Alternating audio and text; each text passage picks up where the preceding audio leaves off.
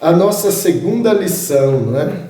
Então, durante uma semana, cada um de nós tem a oportunidade de ler a lição, reler, analisar, fazer uma autorreflexão, que esse aqui é o ideal, isso aqui é legal, porque o conhecimento pelo conhecimento não adianta, ele só é válido se ele representar algum crescimento em nós, alguma mudança, alguma conquista, algum ganho. Nós precisamos, portanto, estar refletindo nas lições, naquilo que é dito, para poder a gente estar avaliando e reavaliando o nosso cristianismo o tempo todo. Na sua revista aí você tem A Espera do Poder, é a segunda lição, né? Claro que ela, nesse momento aqui, ela vai estar pautada no derramar do Espírito Santo no dia do Pentecostes, né? A espera do poder. Por que é importante nós considerarmos esse momento, né? Primeiro porque nós temos que deixar de lado a ansiedade, né? A ansiedade. Nós temos que fazer aquilo que a Escritura já nos dizia, confia no Senhor. Confiar nele quer dizer, em outras palavras, não seja ansioso. Entregue nas mãos dele, que ele sabe o que faz e ele fará, portanto, o que precisa ser feito. E quando Jesus diz, ficai, porém, na cidade de Jerusalém, até que do alto sejais revestidos de poder, é justamente aí que começa a nossa reflexão. Ficar na cidade de Jerusalém, esse ficar na cidade já é uma orientação importante, porque é o mesmo que saber esperar. Saber esperar. Então, fique na cidade de Jerusalém até que. Então, existe um tempo. Até quando eu vou ficar? Até que sejais revestidos de poder. Isso é muito importante, isso é muito significativo. Quem é a figura central nesse processo de revestimento de poder? É o Espírito Santo. O Espírito Santo já fora prometido por Cristo, eu rogarei ao Pai e ele vos enviará outro Consolador. Então, ele, Jesus, que é Consolador, vai deixar o cenário, vai subir para a glória. Mas o Pai enviará outro Consolador de Jesus. E quem é esse outro Consolador? O Espírito Santo, é o Espírito de verdade. O Espírito Santo de Deus, é esse que é o outro Consolador. E quando esse Consolador é dado, ele é dado com finalidades específicas. Ele é dado para revestir, para cobrir o crente, a igreja, de poder. Esse poder não é para envaidecer. Esse poder é para dar à igreja condições de cumprir a sua missão. De cumprir a missão de disseminar o reino de Deus, de propagar o evangelho de Cristo, anunciar a salvação em Cristo. Por que precisa desse poder? Porque o reino de Deus não é físico, esse reino não é material.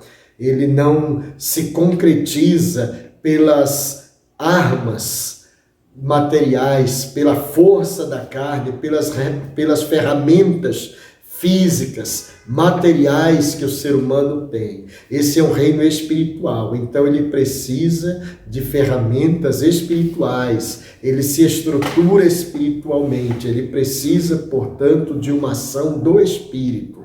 Daí o Espírito vem, nos reveste com o poder do alto para nos dar condições de realizar esta obra de Deus, essa tremenda obra de Deus. Então veja bem, na sua revista, veja aí, o reino de Deus determinou o momento do cumprimento da promessa.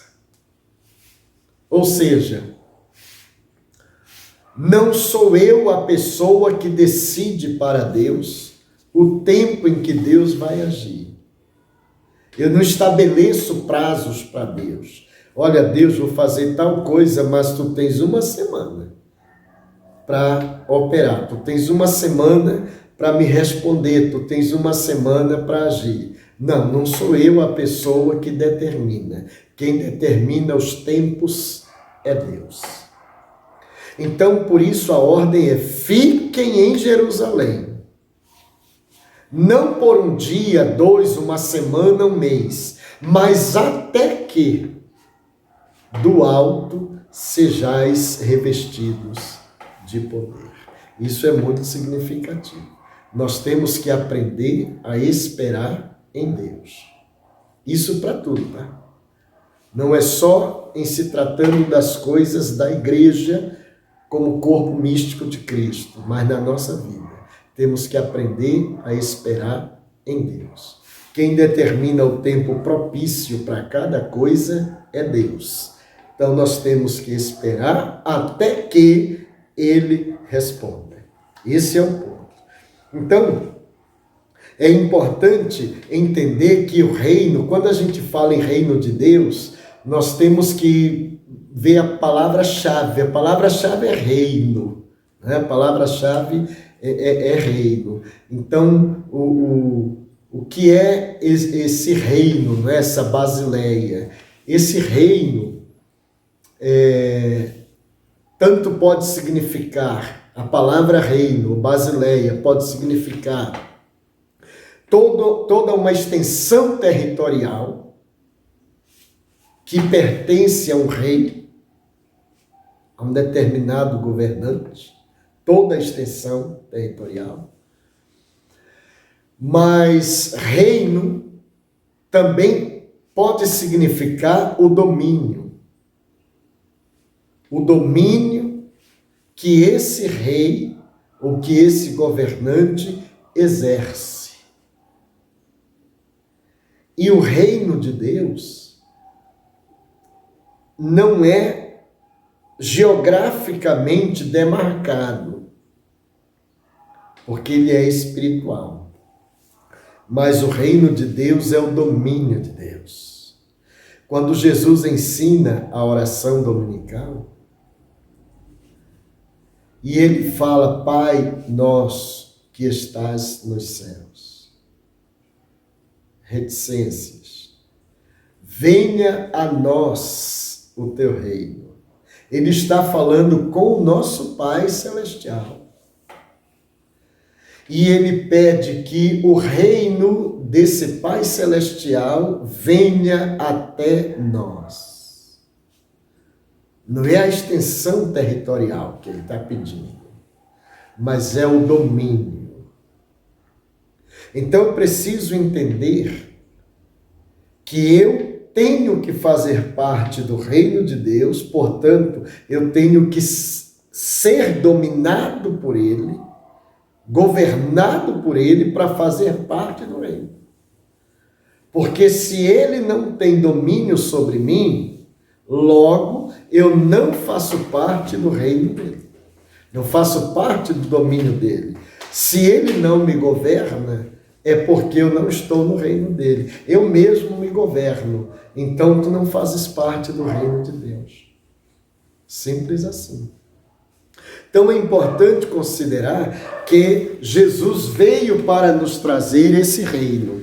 E nós temos como igreja a responsabilidade de levar esse reino a toda a gente. Nós temos a responsabilidade de anunciar esse reino e podemos até dizer de plantar esse reino em todos os lugares. Mas pela nossa própria força ou da nossa condição humana, nós não conseguimos fazer isso. Porque o reino é espiritual, então nós precisamos de uma força espiritual. A ação é minha, mas o poder que me permite agir é do Espírito Santo. Então eu tenho que saber esperar, eu tenho que saber aguardar em Deus para poder realizar a plantação desse reino de Deus ou a expansão do reino de Deus. O reino de Deus é espiritual quanto ao seu caráter. Ou seja, ele não é material, não é físico, ele não é um lugar geograficamente localizável. É por isso que o reino de Deus, ele pode estar em qualquer lugar. Ele é espiritual. Qualquer lugar. Porque ele não está limitado fisicamente, materialmente, a nada. Ele é espiritual. O reino de Deus é internacional quanto aos membros. Por quê? Justamente por ele ser espiritual, ele não se limita às questões físicas, geográficas, materiais. O reino de Deus está em toda parte. Então, em todos os lugares do mundo, o reino de Deus está. Por quê? Porque em todos os lugares do mundo tem filhos e filhas de Deus. Homens e mulheres subordinados à governança do Pai. Então, uma vez que essas pessoas estão subordinadas ao governo de Deus, onde elas estão, também está o reino de Deus. Então, é internacional. Não se limita a barreiras geográficas, de maneira alguma. O reino de Deus é gradual quanto à expansão. Na medida em que você anuncia o Evangelho de Cristo e esse Evangelho é recebido, o reino de Deus se expande. Eu posso, na minha casa, hipoteticamente, na minha casa, eu sou um crente, mas os outros membros da minha família não são crentes. Então o reino de Deus está em mim, na minha casa. Mas toda a minha casa não é o reino de Deus. É só onde eu estou. Se outro membro da minha família aceitar a Cristo, o reino de Deus se expande até ele. E onde ele estiver, também ali estará o reino de Deus. Então é uma coisa que vai crescendo na medida em que vai se propagando o Evangelho de Cristo. Daí a necessidade de a igreja ter muito claro, a igreja no sentido de corpo místico de Cristo, os salvos em Cristo. A igreja ter muito claro qual é o seu papel. Todos nós, aqui é um pouco da visão sociológica, mas podemos colocar a sociologia da religião. Todos nós temos funções e temos papéis na sociedade. Todos nós, seres humanos, conscientes ou inconscientes, todos nós temos papéis e temos funções. Os papéis são múltiplos e são definitivos. Vão acompanhar você 24 horas por dia, durante toda a sua vida. Aquele é o seu papel. Você tem o papel de cidadão. Você é cidadão de manhã, de tarde, de noite, de domingo a domingo, de janeiro a dezembro, você é cidadão, simplesmente. Você não é cidadão só quando vai votar. Você é cidadão o tempo todo. Esse é seu papel. Quem é pai? Quem é pai o tempo todo. Ele não é pai só quando ele está em casa. Quando ele está no trabalho, ele ainda é pai. Quando ele está em casa, ele é pai. Quando ele está no supermercado, ele ainda é pai. Por quê? Porque ele é pai o tempo todo. O filho é filho o tempo todo. 24 horas, de manhã, de tarde, de noite, de segunda a segunda, de janeiro a dezembro, o tempo todo ele é filho. São papéis que a gente exerce. E a igreja também tem o seu papel. A igreja são os crentes espalhados pelo mundo inteiro, os cristãos, aqueles que abraçaram a fé em Cristo, independentemente da denominação. independentemente da nacionalidade. Ele é um crente em Cristo, ele é cidadão do reino de Deus. Então ele tem um papel, ele é cidadão. Ele é cidadão do reino de Deus, portanto, ele tem que representar esse reino onde quer que ele esteja. Ele não é um crente só quando ele está na igreja, no culto, no templo. Ele é um crente 24 horas por dia, de domingo a domingo, de janeiro a dezembro. Ele é um crente. Então ele precisa representar esse reino. Aí vem a função. A função é a missão que você tem a cumprir. E você tem uma missão a cumprir. Onde quer que você esteja, fale de Cristo ao perdido. Onde quer que você esteja, anuncie o Evangelho de Cristo ao perdido. Porque a igreja tem um papel, o papel de ser cidadã do reino de Deus. Ela tem o papel até de ser esse reino, esse domínio de Deus. E a sua função é anunciar a salvação de Cristo, o Evangelho de Cristo. Não é anunciar prosperidade não, tá? Isso é coisa da teologia da prosperidade. Você foi chamado para anunciar a salvação em Cristo. Anunciar que Jesus morreu na cruz para salvar o perdido. Anunciar que Jesus deu a vida dele na cruz para trazer a nós o reino de Deus. Para nos fazer cidadãos desse reino. Então a igreja tem uma missão. Os crentes têm uma missão. E isso é que faz expandir o reino de Deus. Nós temos aqui na nossa revistinha a ascensão de Jesus. Foi um ato literal ou foi simbólico?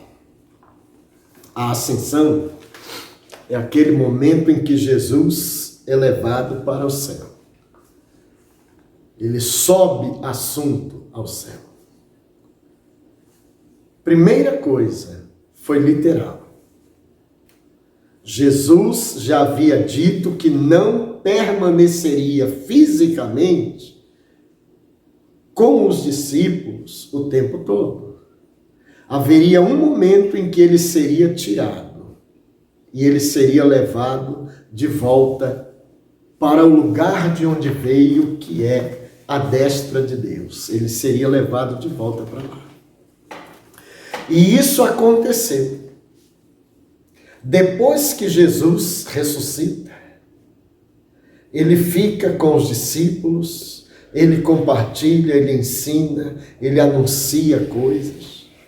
Mas chega o momento em que ele vai ter que deixá-los e voltar para a glória de Deus. E isso é literal. Jesus volta para Deus, literalmente. Aqueles que estavam ali, diz a Escritura, e é Lucas quem relata, viram Jesus subir. Eles não ouviram falar que Jesus subiu, eles viram Jesus subir. E quando eles estão vendo, eu imagino que eles ficaram ali espantados de ver algo nunca jamais visto na história e ao mesmo tempo lamentando que Jesus estava indo embora. Quando diz Lucas em Atos 1, que 2 varões de branco aparecem, que nós entendemos que foram anjos, varões galileus, por que estáis olhando fixos para o céu?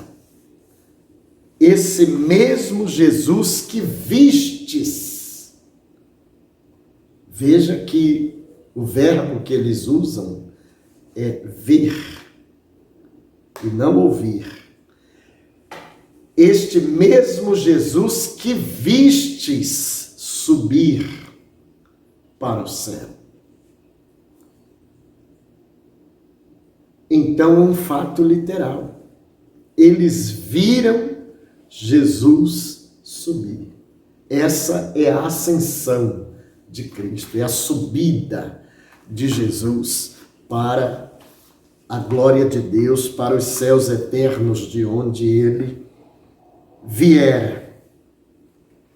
Por que eu preciso ter isso claro? Porque se esse fato não fosse um fato literal, tal qual está escrito, se não fosse real, tudo mais também poderia não ser real.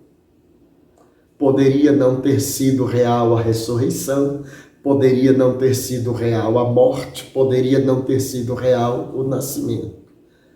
Porque a mesma Escritura que relata relata todos os fatos.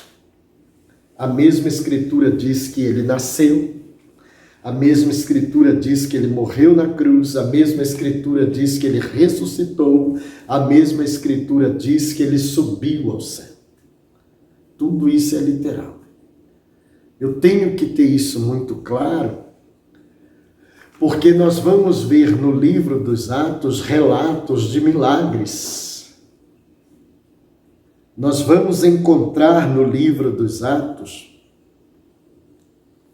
relatos de sinais que provam que Jesus está com os discípulos, está aprovando o trabalho deles, mesmo não estando fisicamente ali. E isso é significativo, porque essa ascensão mostra que Jesus é Deus. E que quando ele disse que ele veio do Pai e que ele voltaria para o Pai, na ascensão, ele valida tudo isso. Ele sobe para o Pai. E o que ele disse aos discípulos, agora vai começar a acontecer. Vocês vão receber poder do alto, mas vocês vão ter que ficar em Jerusalém até receberem esse revestimento de poder.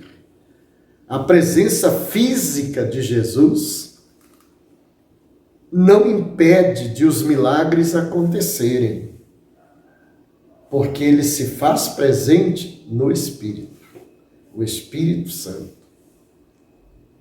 Os milagres continuam acontecendo. As vidas continuam sendo salvas. As pessoas continuam sendo alcançadas. Isso é significativo.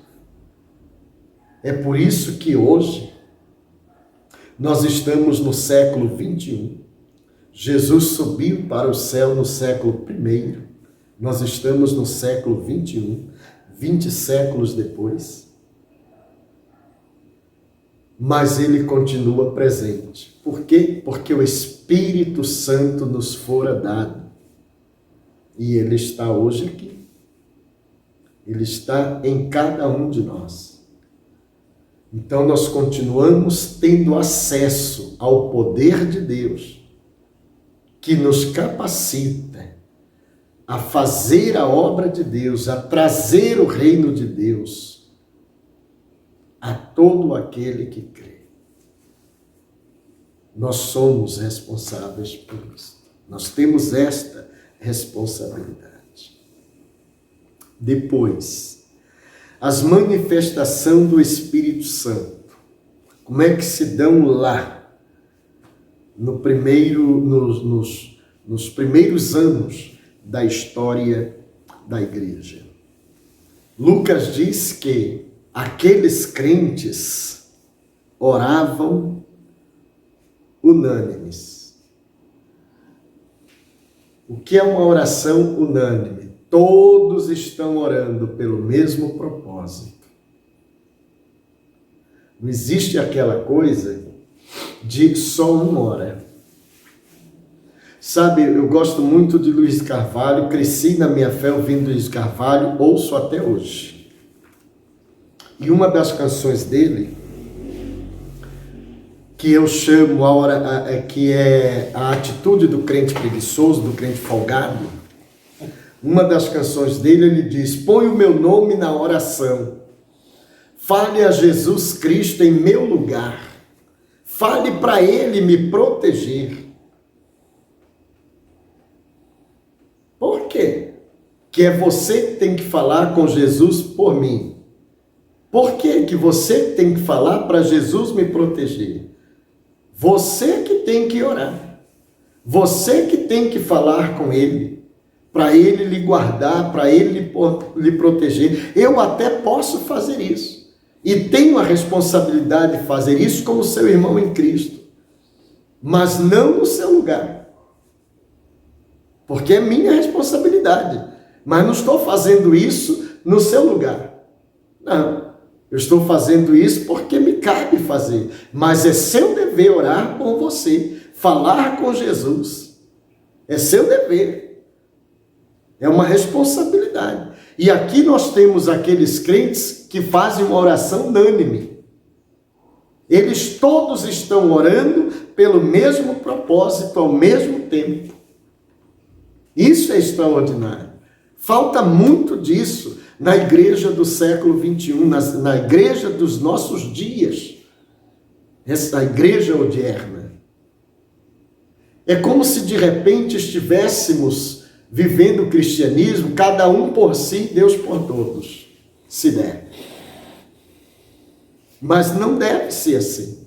Deveríamos estar vivendo um cristianismo somente agora, nessa crise mundial, nessa pandemia, essa coisa do demônio aí. Nós deveríamos estar unânimes em oração. E honestamente, a igreja de Cristo hoje não ora unânime. Infelizmente. Outra característica da oração deles lá, ao esperar a manifestação do Espírito, o cumprimento da promessa, é que eles perseveravam em oração. Perseverar e continuar firme no mesmo propósito.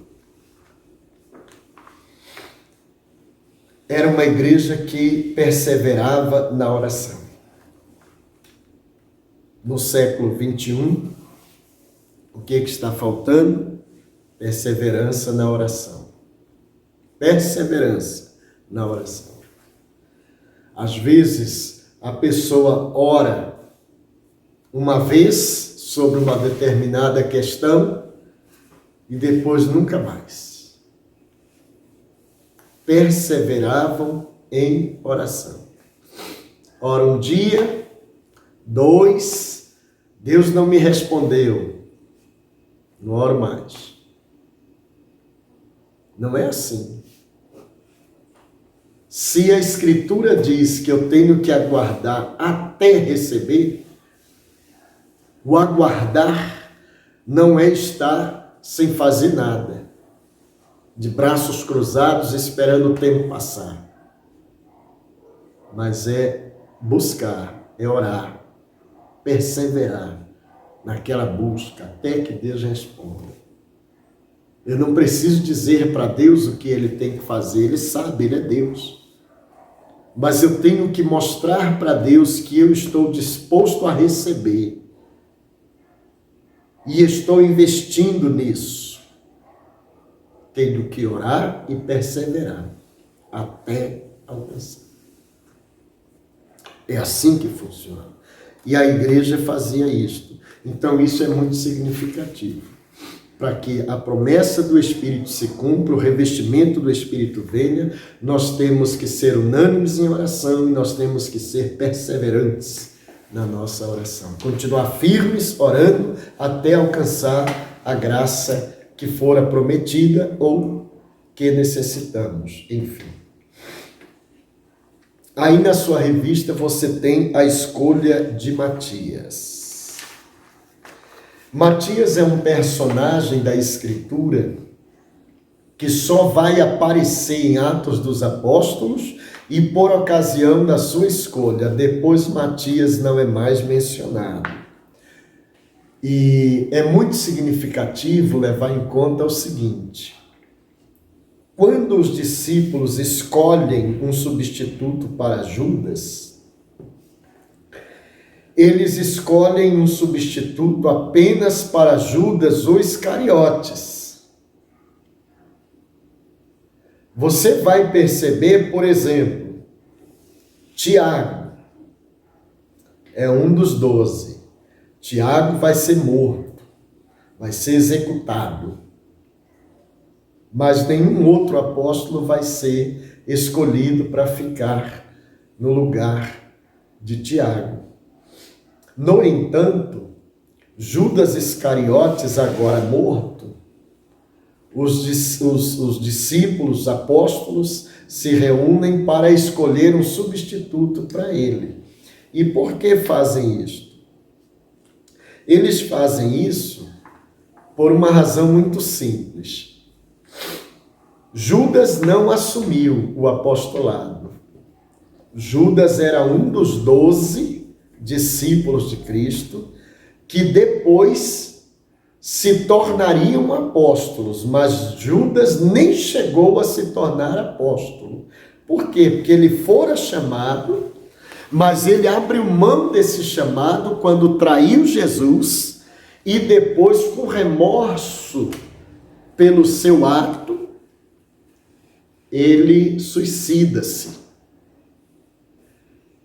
Então ele não assume o apostolado. E então, para cumprir a escritura que dizia: tome outro seu bispado, ou seu apostolado, se preferir, os apóstolos,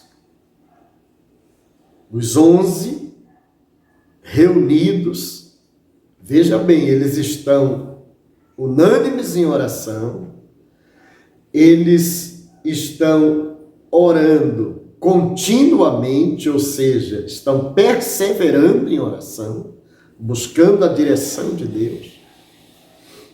Então eles resolvem que está na hora de escolher um substituto para Judas. É quando então eles escolhem Matias. E Matias tem todo o perfil que eles entendem que um apóstolo precisa ter. Preenche os requisitos.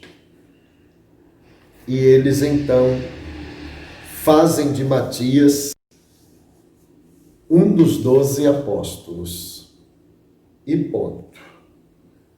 Ao que tudo indica, foi uma escolha aprovada por Deus, porque não há nada no relato bíblico que conteste essa escolha, em nenhuma página do Segundo Testamento, nem no próprio livro dos Atos, nem nas epístolas, em momento algum há qualquer tipo de contestação sobre isso, nenhum momento. Então, ele é escolhido em cumprimento às Escrituras. Tome outro seu bispado, está aí o Matias assumindo o lugar de Judas ou Iscariotes. E por que ninguém assumiu o lugar de Tiago? Porque Tiago morreu em pleno cumprimento do seu apostolado. Ele não precisa ser substituído, porque em momento algum ele negligenciou o apostolado, ele abriu mão do apostolado, ele cumpriu o seu ministério, o seu chamado.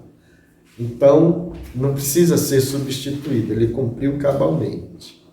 Não existe um prazo pré-estabelecido por Deus. Teu ministério vai durar 100 anos, teu ministério vai durar 200 anos, vai durar uma semana. Não tem isso pré-estabelecido. O tempo é de Deus, e na hora que ele disser, vou recolher você, ele recolhe e pronto, e acabou a história ali. E ele não tem que estar dando satisfação, porque ele é Deus. Então, Matias foi legalmente constituído apóstolo. Isso aí não resta a menor dúvida. O que é importante a gente ter claro é que essas pessoas tinham que ter um determinado perfil, um perfil de aceitar Jesus, de ter a fé genuína, verdadeira em Cristo. Tinha que ter o perfil de ter uma vida consagrada a Deus, uma vida que as pessoas podiam ver e testemunhar que era uma vida dedicada a Deus, uma vida piedosa, uma vida temente a Deus. Não vivia por aí fazendo coisas quando está na frente da igreja, dos crentes, e fazendo outra coisa quando não está na frente dos crentes. Não, na gíria popular, ele não era uma pessoa de duas caras. Ele era um crente temente a Deus em todos os momentos da sua vida, e todos davam bom testemunho dele, todos atestavam a sua fé em Cristo. Isso era significativo, além do fato de que ele precisava, claro, ter esse revestimento do Espírito Santo. Isso ele tinha, porque, caso contrário, ele não teria sido escolhido, né? Então, isso é importante de nós termos claro para nós também. Então, o que a gente vai extrair daqui, dessa lição? Primeiro, nós temos que saber esperar. E esperar até quando? Até que sejais revestidos de poder. Ou seja, até que Deus cumpra o que Ele disse que ia cumprir na tua vida, tu tens que esperar em Deus com paciência, tu tens que esperar em Deus com perseverança. Outra coisa importante de extrair dessa lição para o nosso dia a dia é oração. O oxigênio da vida cristã, da vida do crente, é a oração. A nossa oração tem que ser unânime, a igreja tem que estar orando pelos mesmos propósitos e ela tem que ser perseverante na oração. Nós temos que orar até que Deus dê uma resposta. Quando a gente diz até que Deus dê uma resposta, não quer dizer necessariamente até que Deus concorde conosco, mas quer dizer até que Ele responda. Possa ser que a resposta dele contradiga aquilo que nós esperamos, mas é a resposta dele. A resposta de Deus necessariamente não é concordando com aquilo que eu gostaria. Então não estou buscando uma concordância de Deus, estou buscando uma resposta de Deus. Esse é que é o ponto. Então a gente precisa ter isso claro, precisa ter isso em mente. Outra coisa é, tudo aquilo que vamos fazer, nós temos que ter critérios. E os nossos critérios estão pautados nos valores cristãos. Então, quando os apóstolos foram escolher Matias, eles tinham valores cristãos como parâmetro para poder fazer aquela escolha. Eles não escolheram porque eles gostavam do Matias. Eles escolheram porque o Matias tinha o perfil de um apóstolo de Jesus Cristo, que era isso que eles estavam buscando. Então, tudo aquilo, ele conheceu Jesus, ele ouviu as mensagens, ele creu em Cristo, ele entregou a vida para Cristo, ele recebeu o dom do Espírito Santo, ele tem o bom testemunho, as pessoas atestam que ele é realmente um discípulo fiel de Cristo. Tudo isso é significativo. Então, tem que ter critérios. Nas nossas escolhas, isso vai valer para tudo na nossa vida. Aquilo que nós vamos escolher, nós só devemos escolher a partir de critérios cristãos muito claros e aceitos por nós. Se não estiver de acordo com esses critérios, nós rejeitamos ou entendemos que Deus não está nisso. A gente precisa ter essa postura, que é uma postura ética e uma postura coerente com a fé que nós defendemos. Então, durante a semana, leia e releia, repasse essa lição, porque é muito significativo nós estarmos refletindo. Não é só, eu li e achei legal. Não é isso, gente. Não é ir num shopping, numa sorveteria, não é ir num parquinho que você foi e achou legal. É algo que diz respeito à vida, é viver a vida. É você refletir nas coisas, é você analisar e trazer para você como é que eu estou agindo quanto a isso aqui? Como é que eu estou fazendo nessas situações aqui? Como é que está sendo a minha fé, o meu cristianismo? As pessoas que me veem dão um bom testemunho a meu respeito, elas atestam que eu sou um cristão. Aqueles que trabalham comigo, eles são capazes de olhar para mim e dizerem, aquele é um cristão? Ou eu preciso estar insistindo, é verdade sim, eu sou crente, eu vou lá na igreja. Não, mas você tem que acreditar, porque eu vou mesmo. Se eu tenho esse discurso, é porque eu não estou convencendo. Eu estou quase pedindo, pelo amor de Deus, que ele acredite que eu sou um cristão. Então, ou seja, eu não sou um cristão. Porque aquele que é, ele é. Ele não diz que é, ele é. E as pessoas veem e atestam, aquele é um crente. Por quê? Porque o jeito dele, o modo como ele faz, o modo como ele fala, o jeito de ser diz que ele é crente. É esse que é o ponto. E assim Matias tinha esse testemunho. Ele preenchia os pré-requisitos. Por isso que ele foi escolhido. Então que Deus escolha você também para compor o elenco daqueles servos e servas que ele quer para o século XXI. Deus nos abençoe e até um novo encontro, se Deus quiser.